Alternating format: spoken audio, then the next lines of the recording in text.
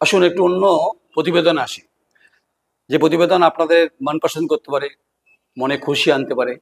বসন্তকাল চলছে, বসন্তকালে দোল হয়, হোলি হয়, এবং শান্তিনিকেতন বিশ্বভারতী খুব গুরুত্বপূর্ণ। কবিগুরুর ছোঁয়া রয়েছে, স্পর্শ রয়েছে, অনুভূতি রয়েছে।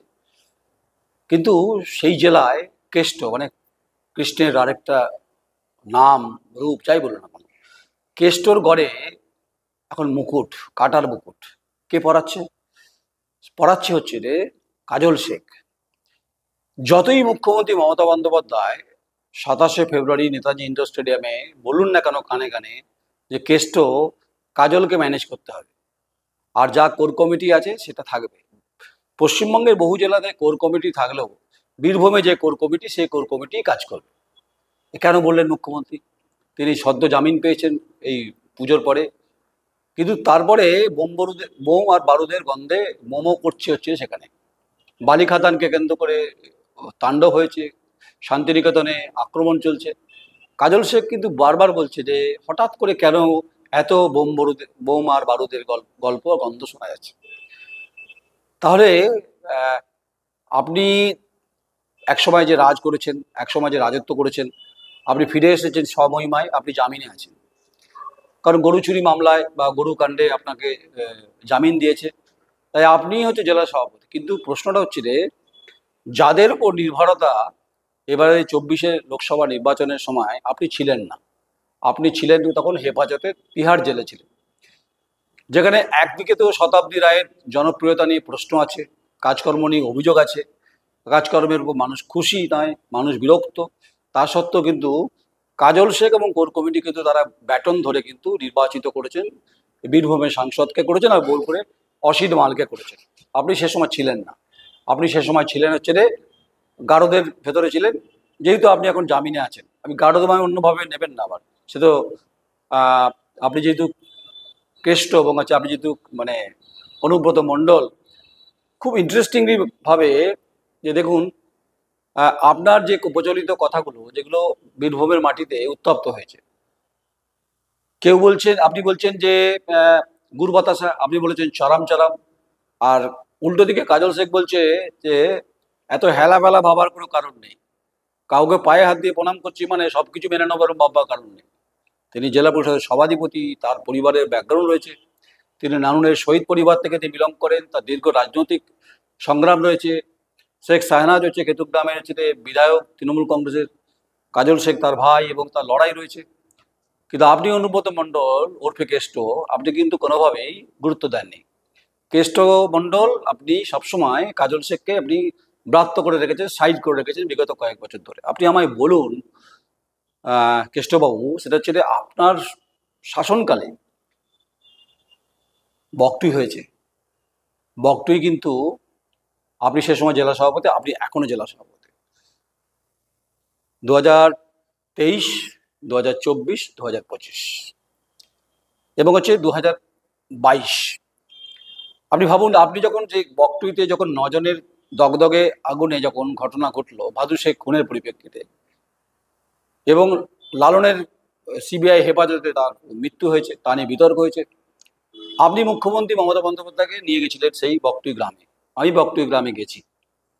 সেই বকটুই গ্রামে যে অগ্নিদগ্ধ পরিস্থিতিতে আপনি টিবি বাস্টের ফর্মুলা আপনি চালু করেছিলেন, তথ্য কার্যত খারিজ হয়ে গেছে। সিবিআই তদন্ত হয়েছে। শাহিন আহমেদ সে সময় এসডিপিও ছিল, আমি ভুলে যাইনি। শাহিন আহমেদের বাড়ি থেকে 500 মিটার দূরে চিৎকার হচ্ছে, সেই সময় মানুষের মৃত্যু হয়েছে, কারণ ভাদু শেখের অ্যান্টি লবিটা হচ্ছে তারা কার্যত এই ঘটনা ঘটিয়েছে, এবং সেটা বিভিন্ন সময় তদন্তের ক্ষেত্রে দেখা গেছে। তাই টিবি বাস্টের ফর্মুলা কিন্তু কোনোভাবে হয়নি, এবং আপনার এই জেলাতে এটা সুনাম, বকটুই সুনাম বৃদ্ধি হয়নি। আপনি যতই চেষ্টা করুন, ভোটে জিততে পারেন ঠিকই, রামপুরহাট বিধানসভার মধ্যে পড়ে ঠিকই, আশিস বন্দ্যোপাধ্যায় তিনি ওখানকার বিধায়ক হতে পারেন ঠিক। আপনি তো আশিস বন্দ্যোপাধ্যায় সম্পর্কে তিনি একসময় মন্তব্যও করেছিলেন, পরে অবশ্য পাল্টি খেয়ে যান। তাহলে বকটুইয়ের ছ্যাঁকা এখনো আপনাকে দেয়। কিন্তু কাজল শেখ সেই ড্যামেজ কন্ট্রোল রিপেয়ারিংয়ের জন্য বকটুইতে গেছিলেন, সে সময় আমিও গেছিলাম, আমিও সংবাদ করেছি। শহীদদের দুটো বেদি আছে ওখানে, আমার চিত্র সাংবাদিক ঐন্দ্রিলা ব্যানার্জি সেও গেছিল। একদিকে একটা তৃণমূল কংগ্রেসের শহীদ বেদি, আর একটা ভারতীয় জনতা পার্টির হচ্ছে শহীদ বেদি।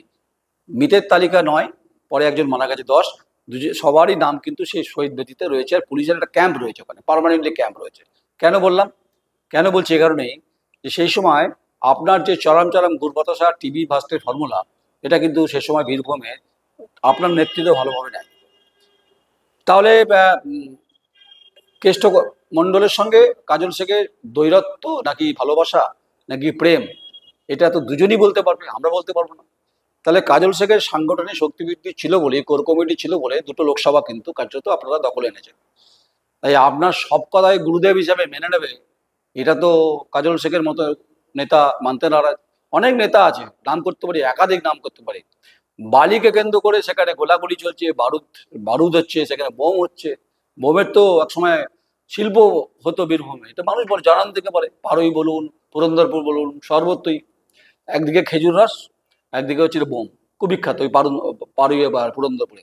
আর তারামায় শহর কলঙ্কিত হয়েছে বক্তব্য ঘটনায়, এতে অস্বীকার উপায় নেই। কিন্তু যেটাতে ম্যানেজ করার চেষ্টা চলছে সেটা হচ্ছে দেউচা পাচামি কয়লা খনি। দেউচা পাচামি কয়লা খনি আপনার কাছে প্রেস্টিজের ব্যাপার, আপনি ক্ষতিপূরণের কথা বলছেন।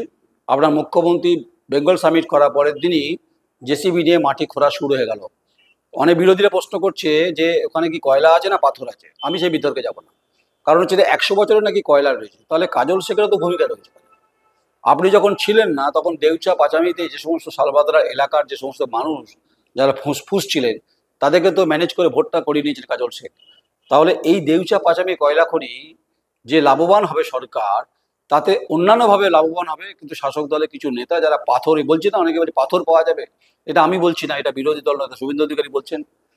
তাহলে আপনার চরম চরম গুরবাতাসার সঙ্গে বুঝে নেবো এমন ব্যাপারটা, যে যেটা কাজলবাবুর এক সময় বক্তব্য শুনছিলাম, যে এত সহজে পার পেয়ে যাবে এরকম ভাববার কোনো কারণ নেই। আবার দেখবেন আমাকে কেস দেবেন না কিন্তু। আর আমি মনে করি যে বসন্তকাল, বসন্ত মানে প্রেম, বসন্ত মানেই ভালোবাসা। আপনার সঙ্গে বসন্তকালে প্রেম আদৌ কাজল শেখের আছে কিনা অনুব্রতবাবু, সেটা আপনি বলতে পারবেন। কারণ আপনাকে ঘিরে যারা পারিষদ বর্গরা রয়েছে তারা দেউচা পাচামি কন্ট্রোল করতে পারবে তো? দেউচা পাচামি কয়লা খনিতে কয়লা উত্তোলন হবে তো? তাহলে যদি উত্তোলন হয় সেক্ষেত্রে কাজল শেখের যে ভূমিকা, এই মুহূর্তে সভাধিপতি রয়েছে, তাকেও আপনাকে কনফিডেন্স নিতে হবে।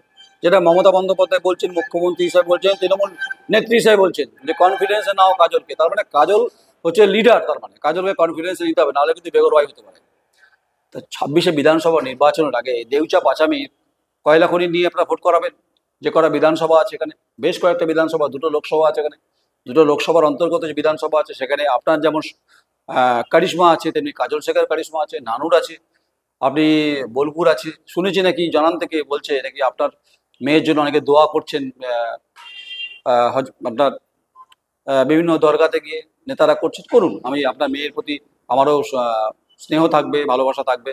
কিন্তু সাংবাদিক হিসাবে কাটাছেড়া হবে না, আর গুরবাতাসার গল্পের সঙ্গে এত সহজে পার পাবে না। এরকম গল্প যখন শুনছি, তাই বসন্তকালের প্রেমটা আদৌ কি কাঁঠালের মতো, কাঁঠালের আটার মতো হবে? সত্যি কি ঠিকঠাক হবে, নাকি দেউচা পাচামির খোঁচা ব্যথা আপনাদের বিধানসভা নির্বাচনে এলাকার জনজাতি আদিবাসী সম্প্রদায়ের মানুষজন তারা ফুঁসে উঠবে? তখন কন্ট্রোল করতে পারবেন তো কেষ্টমণ্ডল, অর্থাৎ ওরফে কেষ্ট? আপনি তো কৃষ্ণের আরেক নাম কেষ্ট। তাই কৃষ্ণ বলতেন প্রেম, প্রেম হচ্ছে গুরুত্বপূর্ণ, মানুষের জীবনবোধকে উন্মোচিত করে, মানুষকে আকৃষ্ট করে কৃষ্ণ প্রেম। কিন্তু আপনার প্রেমে আদৌ কে আকৃষ্ট হবে কাজল শেখ?